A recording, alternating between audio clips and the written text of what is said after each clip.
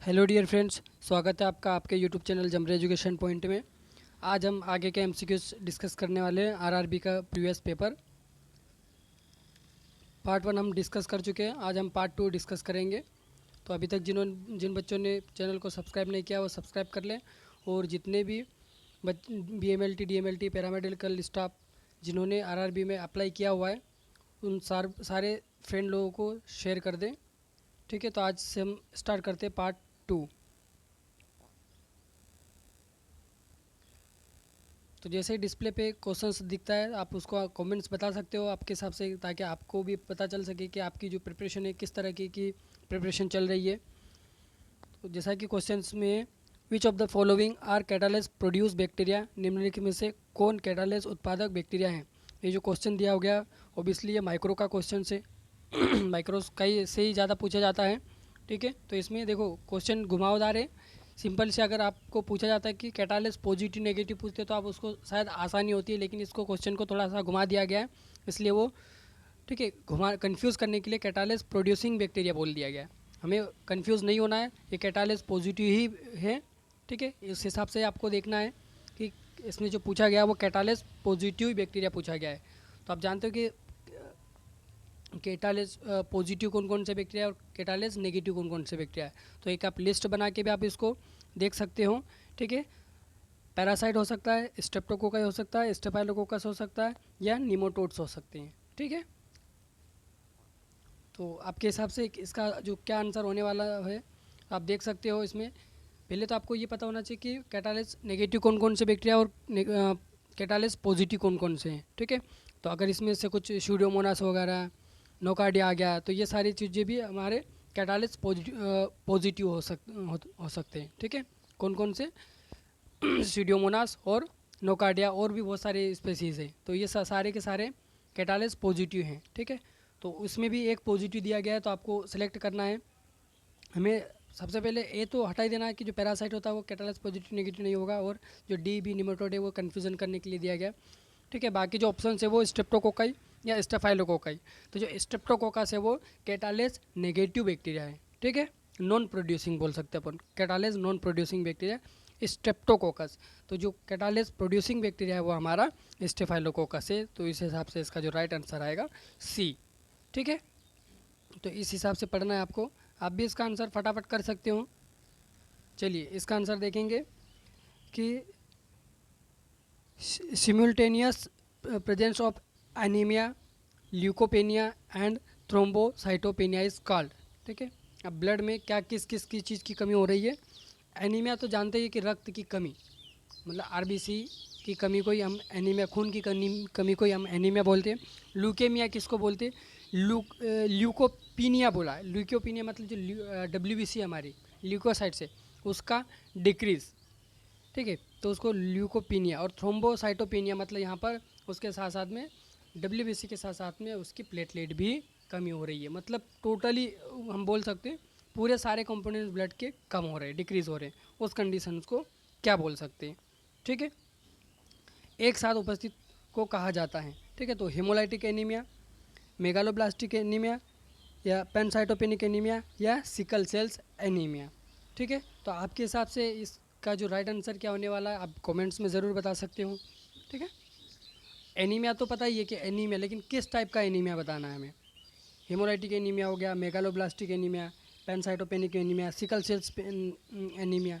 ठीक है, तो हेमोलाइटिक की कंडीशन में आप देख सकते हो कि हेमोलाइट जैसे कि कोई किसी को एक्सीडेंट हो जाता है और बहुत ज़्यादा मात्रा में ब्लड लॉस हो जाता है, उस कंडीशन को हम हेमोलाइटिक एनीमिया बोलते हैं। मेगालोब्लास्टिक एनीमिया, विटामिन B12 और फोलिक एसिड की कमी हो जाती है, उसको मेगालोब्लास्टिक एनीमिया बोलता है। और सभी पेनसाइटोपेनिया मतलब जो सभी सेल्स क्या हो जाते हैं डिक्रीज हो जाती है, उस कंडीशन को पेनसाइटोपेनिया बोलते हैं। और सिकल सेल्स एनीमिया मतलब जो आरबीसी की बहुत ज़्यादा मात्रा में कमी हो जाती है, आरबीसी का जो स्ट्रक्चर्स होता है वो अब नॉर्मल हो जाता है, उस कंडीशन को सिकल सेल्स बोलते हैं। ठीक है, तो अब मैंने सारी चीज़ें बता दिया है, बस आपको बताना है कि इसमें से कौन सा आंसर राइट आने आएगा। ठीक है, मैंने सारी चीज़ें बता दी है। हेमोलाइटिक इसके लिए जो ब्लड एक्यूट ब्लड लॉस हो जाता है एक्सीडेंटल के थ्रू, उस कंडीशंस को। ठीक है, तो आपके हिसाब से इसका जो राइट आंसर क्या आने वाला है। ठीक है, तो इसका जो राइट आंसर है पेनसाइटोपेनिया। पेनसाइटोपेनिया क्यों आया, क्योंकि मैंने बता ही दिया। अगर देखो आरबीसी इसमें आरबीसी की भी कमी हो रही है, डब्ल्यूबीसी की कमी हो रही है और प्लेटलेट भी। मतलब ब्लड में अगर सभी कंपोनेंट्स की अगर डिक्रीज कंडीशन आए, उस कंडीशन को पैनसाइटोपेनिया बोलते हैं। ठीक है, अगर ब्लड लॉस होता, बहुत ज़्यादा मात्रा में ब्लड की कमी आ जाएगी तो हेमोलाइटिक। ठीक है, हेमरेज हेमोलाइटिक के साथ समझ, हेमोलाइटिक मतलब इसमें हीम का क्या, ब्लड क्या होता है, लाइसिस हो रहा है। ठीक है, ब्लड टूट रहा है, तो ब्लड टूट रहा है मतलब ब्लड की कमी हो रही है, लॉस हो रहा है, ब्लड लॉस हो रहा है, तो हेमोलाइटिक हो गया। ठीक है, मेगालोब्लास्टिक मतलब B12 और ठीक है, B12 और फॉलिक एसिड की कमी हो रही है। सिकल सेल तो आप जानते हो कि आरबीसी का जो स्ट्रक्चर्स होता है वो मून लाइक दिखाई देता है, उस कंडीशंस को बोलते हैं। ठीक है, तो इसी कारण इसका जो राइट आंसर है पैनसाइटोपेनिया है। चलिए, तो आप भी आपका आंसर देख के आप बता सकते हो कि इसका आंसर क्या होने वाला है। जैसे आप क्वेश्चंस पढ़ोगे उसका आंसर बताने की कोशिश करें, ताकि आपका जो प्रिपरेशन है वो भी अच्छे से हो सके। ठीक है, इसमें बताएंगे some disease last for only very short period are called. कुछ बीमारियां जो बहुत अल्प समय के लिए ही रहती है उन्हें कहते हैं। और ऐसी बीमारी को क्या बोलते हैं, जिसे को ओ इपोडेमिक महामारी बोलते हैं, उसे इंडेमिक बोलते हैं, या एक्यूट बोलते हैं, या क्रोनिक बोलते हैं। ठीक है, तो आप इसमें देख सकते हो बच्चे बहुत सारे इसमें महामारी या इंडेमिक या कुछ करके आ जाते हैं, लेकिन इसको समझने वाली बातें है इसमें। ठीक है, क्योंकि हम इसमें देखो पॉइंट को पकड़ना चाहिए हमेशा। इसमें क्या होता है, प्रश्न के अंदर ही क्वेश्चन छुपे होते हैं, लेकिन हम उसको ढूंढ नहीं पाते हैं। तो इसको कैसे ढूंढेंगे हम, इसमें क्या बोला, ओनली वेरी शॉर्ट। ठीक है, अब यही तो हमारा आंसर है।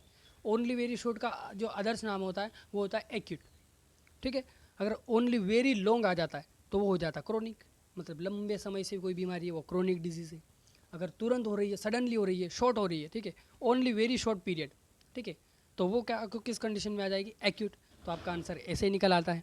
ठीक है, तो इसी तरीके से आपको आंसर करना है। ठीक है, ये ग्रुप 5 का जो प्रीवियस पेपर है, लेकिन कितना ईजी है बहुत सारे तरीके से, लेकिन हम जब वहाँ डिस्प्ले के सामने, कंप्यूटर के सामने बैठते हैं तो ये सारी चीज़ें कन्फ्यूज़न होकर हम गलत लगा के आ जाते हैं। ठीक है, तो इसलिए गलत नहीं लगाना है, हमें एक कॉन्सेप्ट लगाना है। ठीक है, तरीके से सोल्व करना है क्वेश्चन को, इसीलिए बोला जाता है कि 2 से 3 बार क्वेश्चन को पढ़ना चाहिए, उसके बाद में उसको आंसर करना चाहिए। ठीक, तो इस हिसाब से हम लोग ढूंढ सकते हैं। ठीक है, सभी सारे के सारे बहुत से ऑलमोस्ट जो क्वेश्चंस होते हैं उसका आंसर तो हमारा क्वेश्चंस के अंदर ही छुपा होता है। ठीक है, क्योंकि ग्रुप 5 में भी बहुत सारी अच्छे से प्रदर्शन रहा है, उसमें भी बहुत सारे बच्चों के सिलेक्टेड नंबर आए हैं, इसलिए हम कोशिश कर रहे हैं कि आरआरबी में भी बहुत सारे बच्चों का सिलेक्शन हो। ठीक है, सारा के सारा कोर्स निःशुल्क होने वाला है। ठीक है, इसलिए ज़्यादा से ज़्यादा जितने भी बच्चे कैंडिडेट शामिल हुए हैं ग्रुप 5 में, तो सभी बच्चों को शेयर कर दें। ठीक है, ताकि ज़्यादा से ज़्यादा बच्चों का, ठीक है, उनकी जो प्रिपरेशन अच्छे से हो सके। चलिए, तो इसका जो राइट आंसर आप क्या होने वाला है, तो इसका राइट आंसर तो हमने बता ही दिया था सभी कि एक्यूट आएगा इसका। ठीक है, बता ही दिया था। अगर कोई बीमारी हमारे लंबे समय तक बनी रहती है उस कंडीशन को बोल लेंगे हम क्रोनिक, और कोई बीमारी हमारी सडनली हो जाती है, जैसे कोई बुखार आता है और 1-2 दिन में ठीक हो जाती है, वो हमारा एक्यूट हो जाता है। ठीक है, अचानक बुखार आ जाता है, अचानक हेडेक होने लगता है, तो ये ऐसी जो बीमारी होती है वो एक्यूट कहलाती है। ठीक है, और बहुत सारी कुछ जो जैसे कि शुगर वगैरह, बहुत सारी ऐसी बीमारी है जो लंबे समय तक चली रहती है, वो क्रोनिक कहलाती है। ठीक, चलिए आगे बढ़ते हैं। इसमें cerebrospinal fluid sample are collected by, ठीक है, सेरेब्रोस्पाइनल फ्लूइड के नमूने के इसके द्वारा एकत्रित किया जाता है, फिजिशियन के द्वारा, वार्ड बॉय के द्वारा, लैब टेक्नीशियन के द्वारा, या स्टाफ नर्स के द्वारा। ठीक है, तो इसका जो राइट आंसर क्या होने वाला है, आप अच्छे से इसको देखना। ठीक है, कि इसका जो राइट आंसर क्या होने वाला है, देखो वार्ड बॉय तो कलेक्शन कर ही नहीं सकता है, दिक्कत इसमें फिजिशियन भी कर सकता है, लैब टेक्नीशियन क्या लैब टेक्नीशियन कर सकता है CSF का सैंपल, या स्टाफ नर्स कर सकती है। ठीक है, हालांकि कई ये सारी बुकों में लिखा आता है कि जो ट्रेनेड स्टाफ नर्स होती है या सीनियर लैब टेक्नीशियन होते हैं वो भी कर सकते हैं। ठीक है, तो इसके हिसाब से जो इसका आप इसमें कन्फ्यूज़न हो जाओगे आप। ठीक है, क्योंकि भाई इसमें ओनली स्टाफ नर्स दे दिया, ठीक है, और लैब टेक्नीशियन दे दिया, हमारा जो जा रहा है थॉट से आ रहा है वो फिजिशियन तक तो जा ही रहा है कि वही करेगा, लेकिन कई कई बुकों में मतलब बहुत सारी ऐसी बुकें हैं उसमें लिखा गया, बच्चे पढ़ के आते हैं। ठीक है, और कभी कभी all of the above option भी आ जाते हैं उसमें, क्योंकि अगर सीनियर स्टाफ नर्स आ गई या सीनियर लैब टेक्नीशियन हो गया तो क्योंकि वो लोग भी कर सकते हैं। ठीक है, बहुत ज़्यादा उनको एक्सपीरियंस हो तो वो भी कर सकते हैं। ठीक है, लेकिन इसका जो राइट आंसर आएगा हमारा फिजिशियन। ठीक है, तो यहाँ स्टाफ नर्स नॉर्मली भेज दिया है। अगर ऑल ऑप्शन आता है और इस तरीके से क्वेश्चन बनते हैं तो आप उसको प्रायोरिटी देंगे। ठीक है, ऑल ऑप्शन को ही आप प्रायोरिटी देंगे। लेकिन यह मेन सबसे जो मेन करेगा वो फिजिशियन ही करेगा, चिकित्सक ही करते हैं। ठीक है, चलिए कन्फ्यूज़न नहीं होना है। ठीक है, क्योंकि यहाँ और ऑप्शन है ही नहीं। इसको क्वेश्चन को घुमा के अगर बनाया जाता ऑल ऑप्शन में तो आप ऑल ऑप्शन ज़रूर लगाएं। अगर ट्रेनेड ऐसा शब्द आए तो लगाना है, हालांकि आपको फिजिशियन ही लगा के आना है, लेकिन ऐसा कुछ शब्द आता है कि ट्रेनेड या सीनियर लैब टेक्नीशियन या ट्रेनेड स्टाफ नर्स और ऑप्शंस में आ गया ऑल ऑफ द अबव तो आप उसको लगा सकते हो। ठीक है, ये आप कन्फ्यूज़न ना हो इसलिए हम बता रहे हैं। चलिए आगे बढ़ते हैं।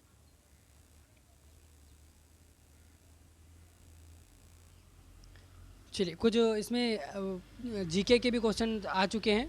ठीक है, जो सरल थे, हालांकि जो नॉन मेडिकल है, ठीक है, तो उसको भी हम सोल्व करवाएंगे लास्ट में। जैसा हमारा पेपर जो टेक्निकल कंप्लीट हो जाएगा, नॉन टेक्निकल हम उसको भी हम डिस्कस करेंगे। चलिए, तो the Aga Khan trophy is related to which of the following games या स्पोर्ट। जो आगा खान ट्रॉफी निम्न में से किस खेल या प्रतिस्पर्धा से संबंधित है? पोलो, हॉकी, जूडो या ब्रिज। तो जिसका स्पोर्ट में इंटरेस्ट है वो तो सही कर ही जाएंगे, लेकिन क्योंकि ये जो ऐसी जो चीज़ें होती है वो याद करने योग्य है। ठीक है, इसका कोई एक स्पेशल ट्रिक नहीं है। ठीक है, तो इसको हम याद कर सकते हैं। चलिए, तो इसका जो राइट आंसर है बी, हॉकी। जो आगा खान ट्रॉफी है वो हॉकी से रिलेटेड है। ठीक है, चलिए, तो ऐसे क्वेश्चन आ जाते हैं तो इसको तो याद करने योग्य है।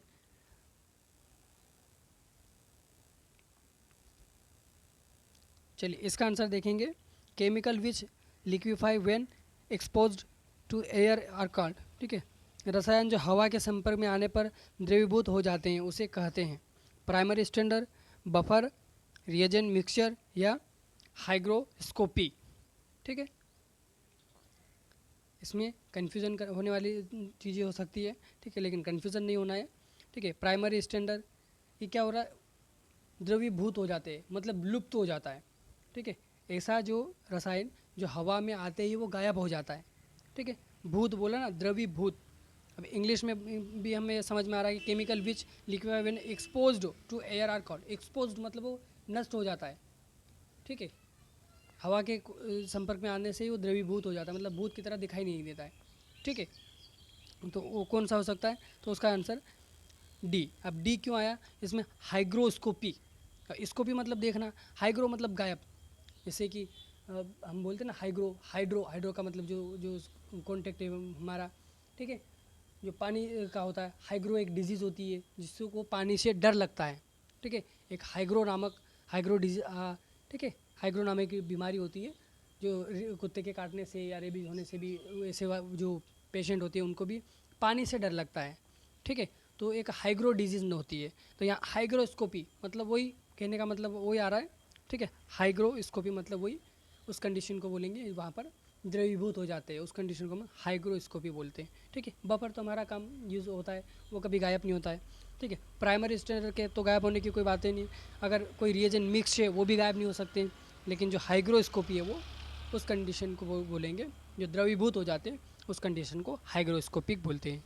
ठीक है, तो इस तरीके से अब हाइग्रो नाम रखना, स्कोपी तो आप देख ही सकते हो कि दिखना होता है। ठीक है, नज़रअंदाज, हम ऐसा कुछ को रिलेट कर सकते हैं। ठीक है, चलिए आगे बढ़ते हैं। इस क्वेश्चन को देंगे कि which section of clinical laboratory deal with the assessment of different cell in below.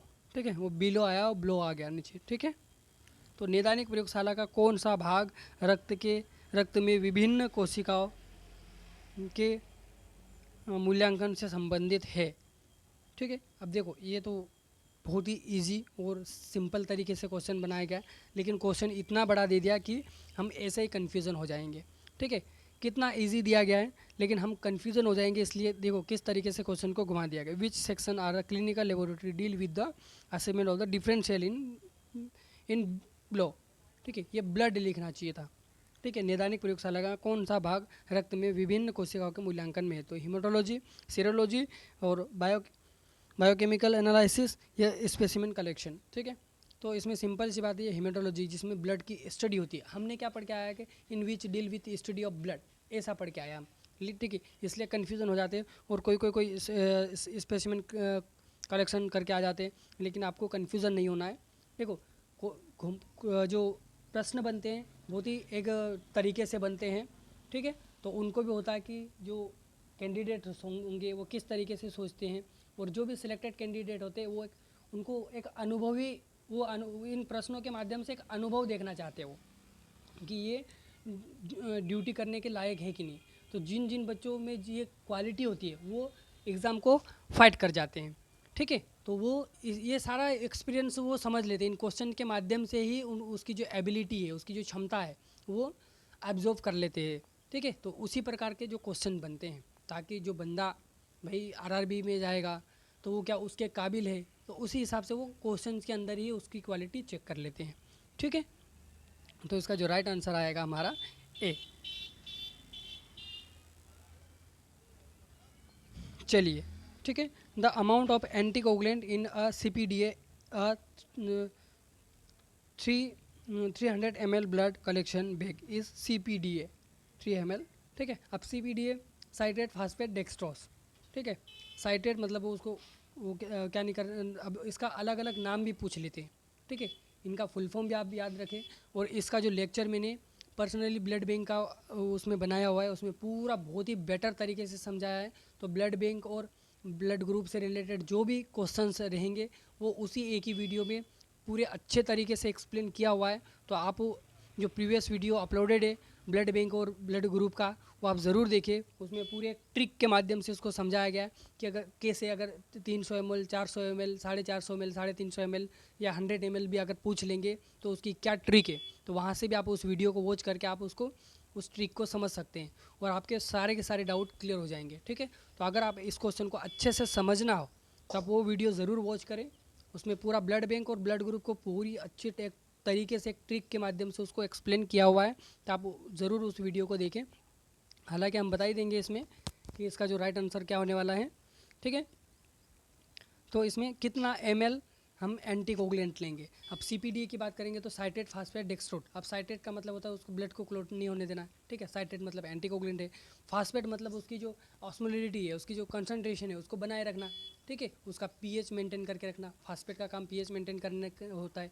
और डेक्सट्रोज की बात करेंगे तो डेक्सट्रोज की बात आ जाएगी तो उसको एनर्जी, ठीक है, जो एनर्जी है वो एनर्जी। और एडेनिन मतलब एक लंबे समय तक ज़्यादा स्टोरेज करके रखने को बोलते हैं, ठीक है। तो इसी तरीके से, ठीक है, तो इसको हम कैसे किस तरीके से समझेंगे तो वो सारी ट्रिक तो आप उस वीडियो को अगर अच्छे से समझना होगा। इसका हम शॉर्ट में तो बता ही देंगे कि इसका कैसा क्या है। जैसे देखो CPD की बात करी तो 100 ml में हम लोग कितना यूज़ करते हैं 14 ml, ठीक है। अगर 100 ग्राम हमारा ब्लड हुआ, ठीक है, 100 ml ब्लड हुआ तो उसमें हम 14 ml एंटीकोगुलेंट यूज़ करेंगे। उसी हिसाब से अगर CPDA की बात करेंगे तो इसमें 15 लेंगे, ठीक है। तो CPDA में कितना लेंगे हम लोग 15 ml, मतलब 100 ग्राम ब्लड में 100 ml ब्लड में 15 ml हम एंटीकोगुलेंट यूज़ करेंगे, ठीक है। तो अगर हम 100 में 15 लेंगे तो 200 में कितने हो जाएंगे, 200 में 30 हो जाएगा और 300 में कितना हो जाएगा 45। तो इस हिसाब से आप समझ सकते हो, बाकी वहाँ पर बहुत ज़्यादा अच्छे से एक्सप्लेन किया हुआ है, ठीक है। तो ये ट्रिक काम कर जाती है, ठीक है। तो अगर CPDA में कितना लेंगे 100 ml पे हम लोग कितना लेंगे 100 ml पे 15, तो 200 अगर 200 पूछेंगे तो कितना हो जाएगा हमारा 30। अगर इसमें 300 पूछा गया तो 300 में कितना हो जाएगा 15 तिया 45, ठीक है। तो इस तरीके से आप समझ सकते हो। अगर ओनली CPD का पूछते हैं तो उसमें 14 लेते हैं, ठीक है। उसमें कितना लेते हैं उसका जो हम 100 पे हम उसमें 14 ml लेते हैं, ठीक है। तो और भी अगर आप बेटर तरीके से इसको समझना है तो आप उस वीडियो को ज़रूर वॉच करें, ठीक है। तो उसका जो राइट आंसर है हमारा 15 या 45, ठीक है। तो क्वेश्चन बहुत इजी आते हैं, बस समझने की देरी होती है, इतना डिफ़िकल्ट नहीं है, ठीक है। चलिए, which one of the following does not include in blood bank register. Blood bank में कौन सा रजिस्टर इंक्लूड नहीं होता है। स्टॉक रजिस्टर नहीं होता है, इशू रजिस्टर नहीं होता है, मेल फीमेल रजिस्टर नहीं होता है, या डोनर रजिस्टर नहीं होता है। तो ये देखो, जो ब्लड बैंक में अगर थोड़ा बहुत नॉलेज रखते हो तो वो इस क्वेश्चन को बहुत ही आसानी से उसको कर सकते हैं, ठीक है, क्योंकि बहुत ही ये सिंपल तरीके से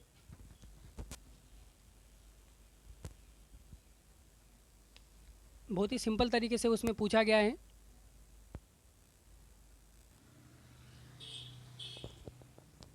ठीक है, तो इसमें देखो ब्लड जो थोड़ा बहुत भी इसमें आप समझेंगे, अगर आप मान लो इसमें पढ़ के नहीं गए हों, ठीक है, ये बिना पढ़े हुए आप चले गए या इसका आपको कोई नॉलेज नहीं है, तो हम कैसे समझेंगे इसमें। तो देखो हर एक चीज़ में हम, आप दुकान में रहते हो या किसी भी चीज़ में रहते हो, ठीक है, किसी भी चीज़ का बिजनेस करते हो, चाहे आप छोटी सी शॉप क्यों ना हो, तो भी हम उसमें स्टॉक रजिस्टर तो ज़रूर मेंटेन करके रखते हैं, ताकि हमारे पास कितना स्टॉक अवेलेबल है, ठीक है, कितना खर्च हो चुका है, कितना बाकी है, तो उस रजिस्टर को स्टॉक रजिस्टर बोलते हैं। ठीक है, इशू रजिस्टर, ठीक है, मतलब कितना जा चुका है, हमने कितना खर्च कर चुके हैं, वो इशू हो चुका है हमारे यहाँ से, तो वो रजिस्टर भी होते हैं। लेकिन उसमें जैसे कोई हम मेल फीमेल, ठीक है, इसका जब ब्लड बैंक की बात करेंगे तो उसमें मेल फीमेल का कोई ऐसा रजिस्टर नहीं होता है। ठीक है, हम उसमें एक ही रजिस्टर में वही जो चाहे मेल हो या फीमेल हो उसका एक ही रजिस्टर में हम उसको मेंशन कर लेते हैं। ठीक है, डोनर रजिस्टर ज़रूर रहता है कि कितना कितना हमारे पास ब्लड आ चुका है। ठीक है, तो आज जो डोनर जो ब्लड डोनेट करते हैं तो उनका तो रिकॉर्ड रखना पड़ेगा कि किस व्यक्ति ने डोनेट किया है। ठीक है, तो ये सारी चीज़ें होती है, लेकिन उसमें मेल फीमेल का कोई रजिस्टर नहीं होता है। ठीक है, तो उसमें हम क्या जैसे ओपीडी भी बनाते तो उसको मेल के लिए अलग नहीं बनाते, फीमेल के लिए अलग, एक ही बना लेते हैं। ठीक है, मेल फीमेल सभी उसमें आ जाते हैं। चलिए, तो इसका जो राइट आंसर है सी, कौन सा रजिस्टर नहीं होता है। ठीक है, तो होता है, अगर इस तरीके से क्वेश्चन बनता है तो इन चीज़ों का ध्यान रखें, स्टॉक रजिस्टर, इशू रजिस्टर और डोनर रजिस्टर या ऑल ऑफ द अबव आप लगा सकते हो।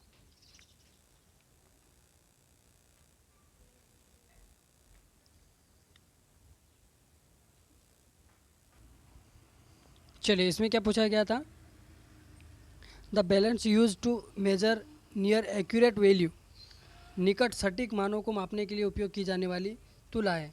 फिजिकल बैलेंस है, ओपन टू पेन बैलेंस है, या एनालिटिकल इलेक्ट्रॉनिक बैलेंस है, या नॉन ऑफ द अबव। ठीक है, तो देखो फिजिकल बैलेंस मतलब जिससे हम हाथों से एक नॉर्मली कोई इसमें कोई तराजू नहीं रहता है, ठीक है, बाट वगैरह कुछ नहीं होगा, उसको हम हाथों से ऐसे नॉर्मली दोनों चीज़ों को मेंटेन करके कर सकते हैं। ठीक है, ओपन टू पेन जैसे दो तराजू, ठीक है, जो दो फाल्स होते हैं, ठीक है, एक में बाट वगैरह रखते हैं और एक में को जो भी हमें तोलना होता है वो चीज़ें रखती है, उसको टू फॉल्स या दो खुले हुए पलड़े वाली तुला, ठीक है, वो चीज़ बोलते हैं। या एनालिटिकल इलेक्ट्रॉनिक वेट बैलेंस। ठीक है, तो आपके हिसाब से देखो इसको हम पढ़ पढ़ के नहीं गए, लेकिन जो इलेक्ट्रॉनिक होंगे वो बेटर तरीके से उसको करेंगे, क्योंकि उसका एक पॉइंट तक उसमें हमें बता सकता है। ठीक है, जो सटीक जानकारी देगा वो हमें कौन देता है वो। ठीक है, तो उसका जो राइट आंसर है सी। ठीक है, एनालिटिकल इलेक्ट्रॉनिक वेट बैलेंस के इलेक्ट्रॉनिक का तो हमें एक एक ग्राम एक छोटी छोटी यूनिट तक के हमें उसका वेटिंग कर सकते हैं। ठीक है, जो पलड़े वाली जो तुला होती है उसमें थोड़ा बहुत वेरिएशन आ सकता है, लेकिन जो एनालिटिकल इलेक्ट्रॉनिक, अब इलेक्ट्रॉनिक की बात करिए, जो डिजिटल की बात करेंगे तो वो तो सटीक जानकारी देते ही देते हैं। ठीक है, तो इस तरीके से आप अगर पढ़ के नहीं भी गए हो तो इस तरीके से हम सोच सकते हैं।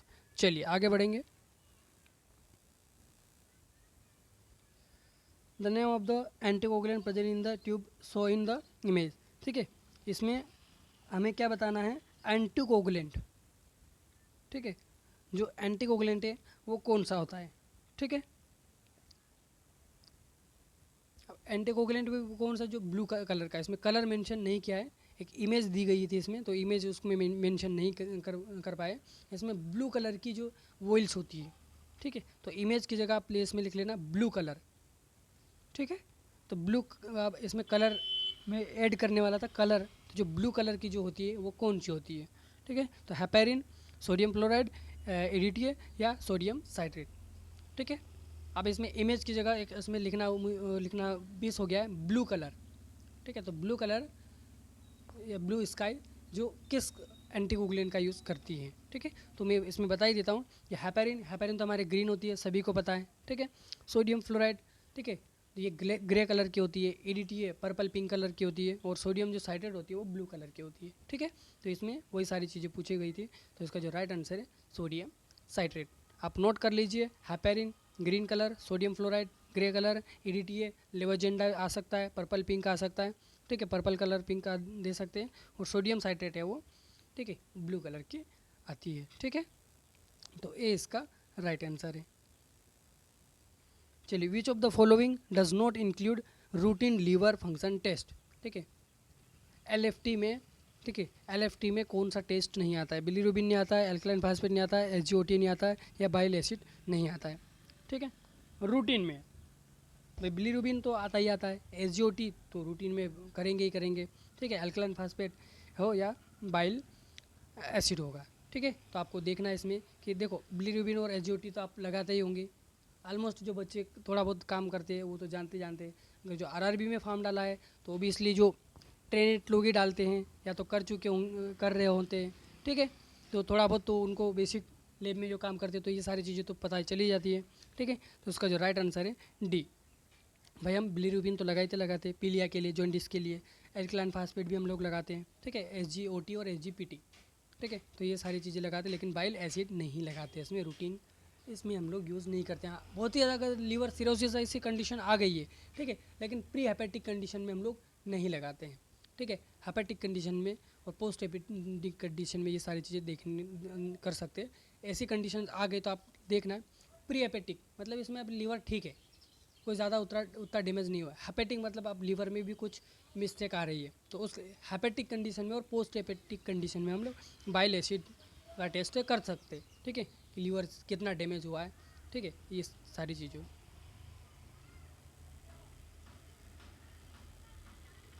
चलिए, इस क्वेश्चन का cerebro spinal fluid flow through मस्तिष्क द्रव के माध्यम से बहता है।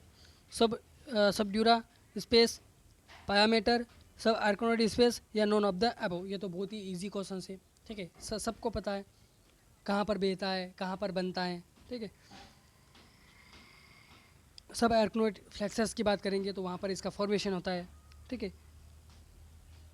अब इसमें फ्लो की बात हो रही है, कहाँ पर बहता है, ठीक है। तो इसका जो राइट आंसर है सब आर्कनोइड स्पेस में, सब ड्यूरा स्पेस में नहीं, सब आर्कनोइड। हमको ठीक है, आर्कनोइड स्पेस ही हमें दिखना है, सब आर्कनोइड या आर्कनोइड स्पेस, ठीक है, वहीं पर उसका फ्लो होता है, ठीक है। आर्कनोइड, सब आर्कनोइड या आर्कनोइड, ये दो नाम याद रखना है, ठीक है। वो कन्फ्यूजन के लिए सब ड्यूरा स्पेस, ठीक है, ड्यूरा स्पेस या पायामीटर वो तो अलग चीज़ हो जाती है, इसलिए इसका जो राइट आंसर है सी।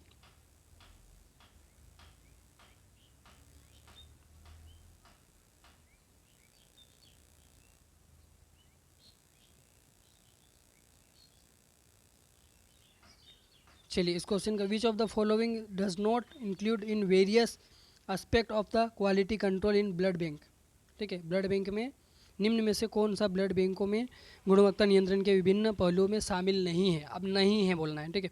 The working of refrigerator, centrifuge, water birth and should be checked, ठीक है, periodically.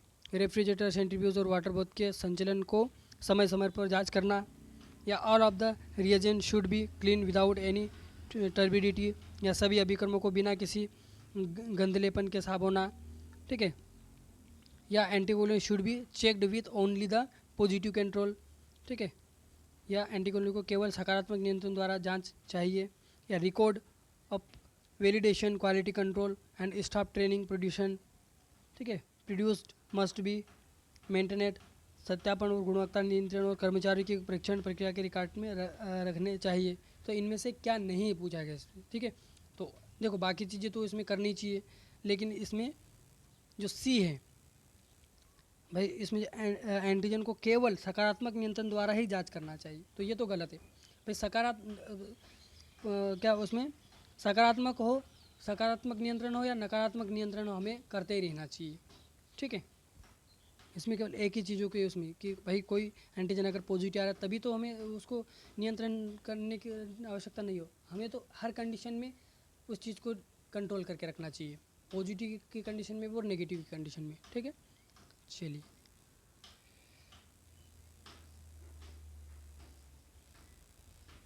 Reaction in which energy release to the surrounding are known as reaction. जिस अभिक्रिया में ऊर्जा पर्यावरण में उत्सर्जित होती है उस क्रिया को कहा जाता है, ठीक है। ऊष्माक्षेपी, रेडॉक्स, इंडोथर्मिक ऊष्माशोषी, या कॉपलिंग, ठीक है। तो इसका जो राइट आंसर तो दिख ही गया था, ऊष्माक्षेपी जो ऊर्जा को अवशोषित करते हैं, ठीक है। जहाँ पर ऊर्जा अवशोषित होती है उसको ऊष्माशोषी बोलते हैं, ठीक है। इंडोथर्मिक बोलते हैं, और जहाँ पर ऊर्जा का अवशोषण होता है, उत्सर्जन होता है, उसको उष्मा क्षेपी। ठीक है, ऊर्जा जा रही है तो उसको उष्मा उत्सर्जित, और जहाँ का ऊर्जा का अवशोषण होता है उसको उष्मा शोषी बोलते हैं। ठीक है, उष्मा का शोषण हो रहा है, अवशोषण हो रहा है। ठीक है, तो उसका जो राइट आंसर है ए है।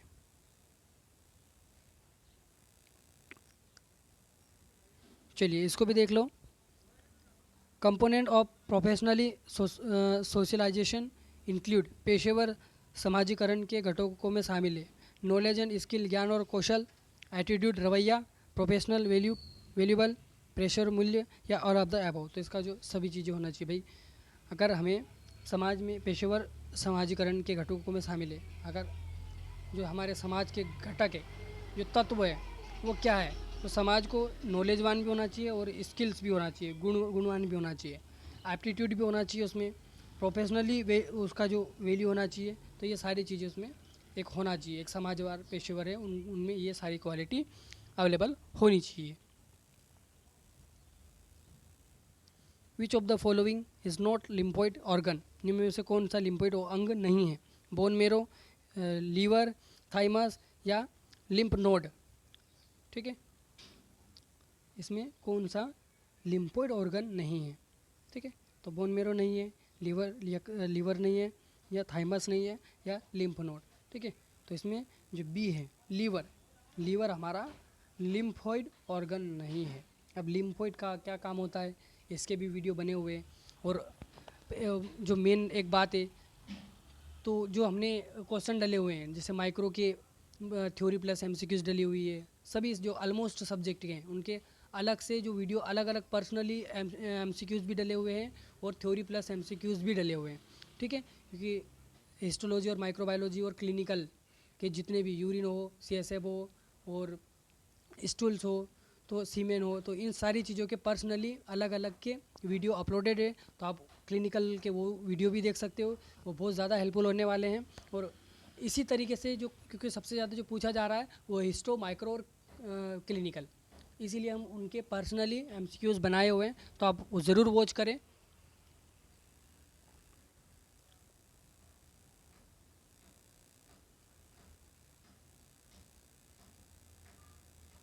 चलिए, precaution followed against biohazard include, जैव खतरों के प्रातिनिधिक साधनों में निम्नलिखित शामिल है।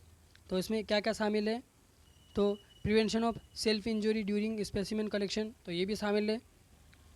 डिकंटामिनेटेड ऑफ लेबोरेटरी इंस्ट्रूमेंट रेगुलरली, ठीक है, बिल्कुल ये भी डेली हमें प्रयोगशाला के उपकरणों को स्टेलाइज करना चाहिए।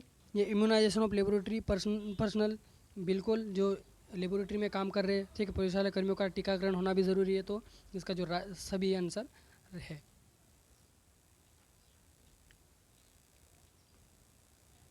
इसमें क्या पूछा गया था? Which of the following help to keep a reagent और केमिकल ड्राई, निम्नलिखित में से कौन सा किसी अभिकर्मक या रसायनों को सूखा रखने में मदद करता है? तो अंबर बोटल्स, ठीक है, डिसेक्रेटर, टेस्ट ट्यूब, प्रकनली, या प्लास्टिक बोतल। ठीक है, तो आप तो जानते ही हो, तो शोषित बोल दिया है। ठीक है, शोषित मतलब उसको सूखा रखा है। अभी उसमें जो बाकी उसमें जो गीलापन है उसको अवशोषित कर लेगा। ठीक है, इसलिए मैंने हिंदी नाम भी दिया गया है। और कुछ जो ऐसे सब्जेक्ट क्वेश्चन है वो हिंदी से भी हमें समझ में आ जाता है। शोषित मतलब वो सोख लेगा, जो पानी होगा उसमें जो गीलापन नमी होगा उसको सोख लेगा। ठीक है, डिस्क्रेटर्स, तो इसलिए इसका बी इसका राइट आंसर है। Which of the following records should be retain in a laboratory, निम्नलिखित में से कौन सा रिकॉर्ड्स एक प्रयोगशाला में रखा जाना चाहिए? क्वालिटी कंट्रोल रिकॉर्ड्स होना चाहिए, या इंस्ट्रूमेंट मेंटेनेंस रिकॉर्ड होना चाहिए, या ब्लड डोनर रिकॉर्ड होना चाहिए, या ऑल ऑफ द एबोव। तो इसका भी राइट आंसर ऑल अबोव, ये सारे रिकॉर्ड होना चाहिए। ठीक है, देखिए अब उसका क्वेश्चन यहाँ पर आ गया। अब उसमें नहीं पूछा गया था तो मेल फीमेल का रजिस्टर, और इसमें वही चीज़ें दे दी, क्वालिटी कंट्रोल, और उसमें ब्लड डोनर रिकॉर्ड भी आ गया, और मेंटेनेंस का रिकॉर्ड। मेंटेनेंस मतलब वही इंस्ट्रूमेंट मेंटेनेंस हो, या कुछ उपकरण मेंटेनेंस हो, या हमारा ब्लड का जो स्टोरेज है, वो सारी चीज़ें। ठीक है, तो देखो दो क्वेश्चन इसमें आ गए, ऐसे क्वेश्चन आ जाते हैं। The normal range of packed cell value, PCV का नॉर्मल वैल्यू क्या है? तो 45 से 65, 35 से 48, 20 से 25 या 25 से 30। तो ये तो आप सभी लोग जानते हैं पीसी का जो नॉर्मल वैल्यू क्या होता है। तो आप ESR PCV ज़रूर पढ़ के रखिए, MCV MC SCV। तो इनका हर बार पूछा जाता है। पिछले जो अभी में हम लोग जो पार्ट 1 डिस्कस किया उसमें भी MCH का वैल्यू पूछा गया था। ठीक है, तो ये सारी चीज़ें पढ़ ले क्योंकि 1-2 नंबर से इनमें आता ही है। ठीक है, तो इसका जो 35 से 48 उसका PCV का नॉर्मल वैल्यू है। ठीक है, तो 35 से हमारा 45 भी आता है। ठीक है, 42 तक भी देते इसमें। 38 से 42 जो ऑलमोस्ट जो बुकों में देखने को मिलता है वो 42 तक रहता है इसमें। ठीक है, तो इस तरीके से आप थोड़ा बहुत वेरिएशन देख ले। देखो 45 से 65 बहुत ज़्यादा हो गया, 20 से 25 बहुत कम हो गया और 25 से 30 भी बहुत कम हो गया। तो जो एवरेज हमारा 35 से 48, क्योंकि एक्यूरेसी बिल्कुल भी नहीं आती। आप पढ़ के जाते हो उसमें कुछ ना कुछ वेरिएशन आ ही जाती है। ठीक है, क्योंकि बहुत सारे बुकों में अलग अलग नॉर्मल रेंज देखने को मिलती है, तो उसमें 1-2 नंबर का फ़र्क तो पड़ ही जाता है। चलिए, anti immunoglobulin is known as, anti immunoglobulin को और किस नाम से जाना जाता है? ठीक है, कुम सीरम टेस्ट के नाम से, लोकल सीरम्स के, क्रायो सीरम्स, या नॉन ऑफ द एबव। ठीक है, तो उसको हम कुम्स टेस्ट बोलते हैं। ठीक है, या कुम्स सीरम भी बोलते हैं। ठीक है, अभी तक ये कोई सी बुकों में सुनने में नहीं आया, लेकिन ये देखो ये बुक में लिखा हुआ नहीं है, ये समझ के बनाया हुआ क्वेश्चन है। ठीक है, अधिकतर ऐसे जो क्वेश्चन होते हैं बच्चे बोलते हैं कि आउट ऑफ है, लेकिन ये कोई सी भी बुक में आपको मेंशन नहीं मिलेगा कि एंटी इम्यूनोग्लोबुलिन का दूसरा नाम क्या है। तो कुम्स सीरम ये बनाया हुआ है कि भाई हम कुम्स सीरम जो कुंभ टेस्ट लगाते हैं उसमें क्या होता है हमारा इम्यूनोग्लोबुलिन। ठीक है, एंटी इम्यूनोग्लोबुलिन होता है। तो उस तरीके से ये क्वेश्चन बना हुआ है। ठीक है, तो हमें इस तरीके से समझना भी है।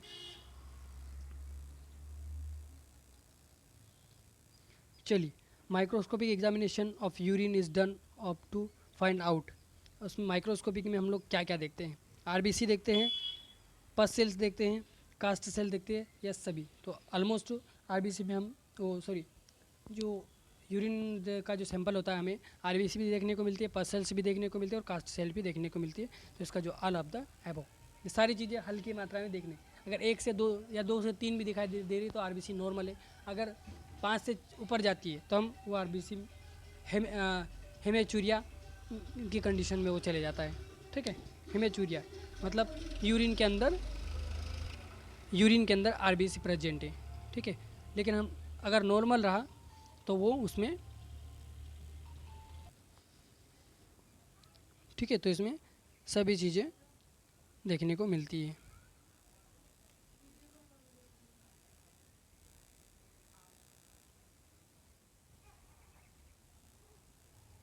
ठीक है, तो आज फ़िलहाल में इतना तक है। अब और जो नेक्स्ट जो बचे हुए हम नेक्स्ट पार्ट में लेके आने वाले हैं। तो जिन बच्चों को अभी ऐसा लग रहा है कि हमें RRB में फ़ाइट करना है तो वो अच्छे से तैयारी करें। हम और भी जो उससे संभावित क्वेश्चन है वो लेके आने वाले हैं। तो वैसे तो बहुत सारे वीडियो अपलोडेड है। ठीक है, बहुत ही इंपॉर्टेंट वीडियो अपलोडेड है। पर्सनली सब्जेक्ट वाइज MCQs बनाए हुए हैं, तो आप वहाँ से भी वॉच कर सकते हो। जो भी आपको डाउट है वो सारे वो आपके डाउट वहाँ पर क्लियर हो जाएंगे। और भी 26 तारीख से पहले हम और भी ऐसे वीडियो लेके आने वाले हैं। ठीक है, अभी तो ये प्रीवियस क्वेश्चन चल रहा है, उसके बाद हम कुछ और इंपॉर्टेंट क्वेश्चन लेके आने वाले हैं। तो जिन बच्चों ने अभी तक चैनल को सब्सक्राइब नहीं किया वो सब्सक्राइब कर ले और खूब ज़्यादा से ज़्यादा बच्चों को शेयर कर दे ताकि सभी की तैयारी अच्छे से हो सके। ठीक है, तो बने रहे चैनल के साथ। Thanks for watching.